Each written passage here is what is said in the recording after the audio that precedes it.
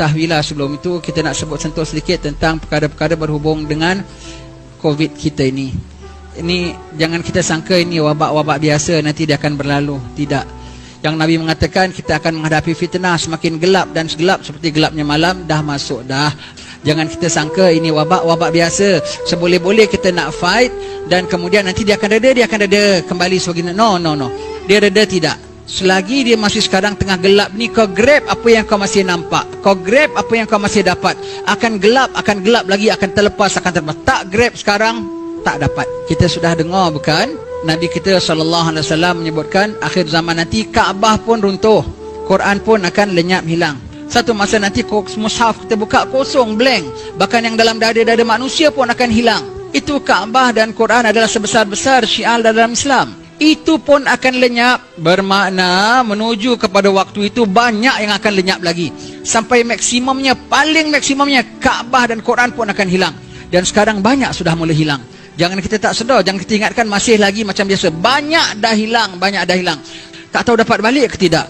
Setakat ini kita rasa macam nak dapat balik, terlepas. Nak dapat balik. Nampaknya makin yang ditunggu macam tak kunjung tiba pulanya.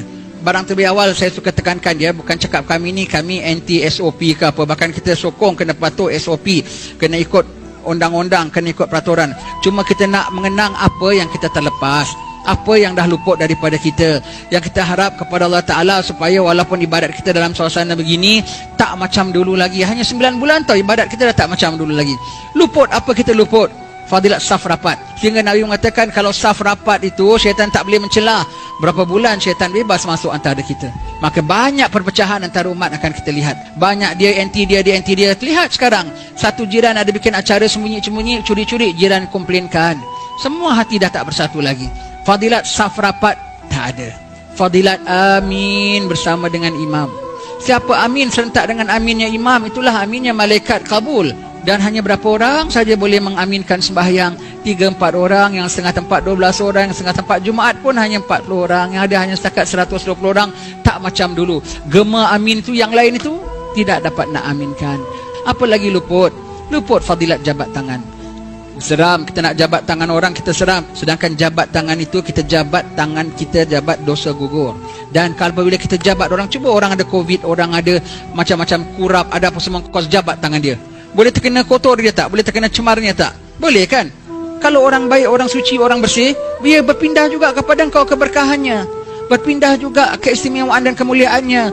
Dan setiap orang dah jabat berapa ribu manusia, dan daripada berapa ribu manusia yang dia dah jabat tu, berapa ratus orang saleh, dan mungkin berapa puluh wali dia pernah jabat.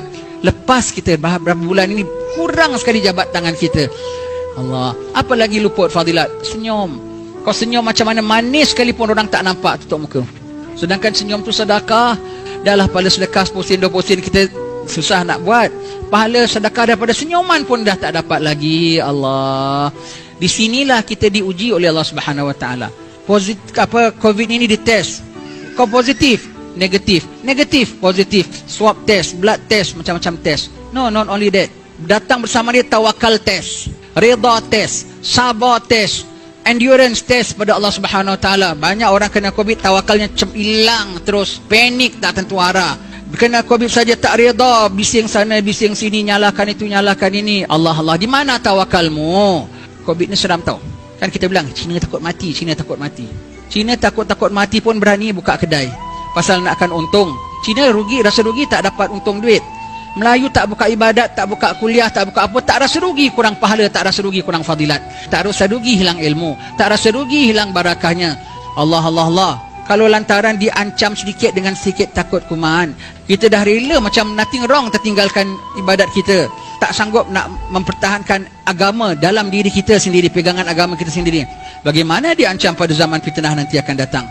Diancam nyawa, diancam makanan, diancam kekeringan, diancam dengan kemarau, diancam dengan apa? Sanggupkah kita mempertahankan?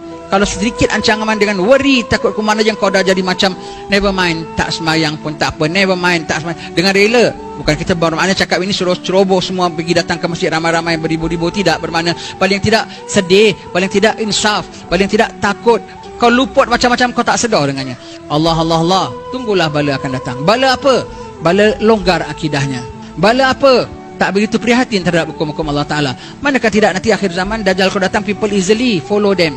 Sekarang ni tengah proses to reach that zaman. Oh, itu sangat-sangat kita seram, kita takut. Kalau dah datang, susah sekali, ya, susah. Nanti barulah yang besar lagi datang, iaitu apa? Bala kiamat sekali habisnya. Semuanya menjurus kepada itu. Bukan wabak ni wabak biasa saja, ya.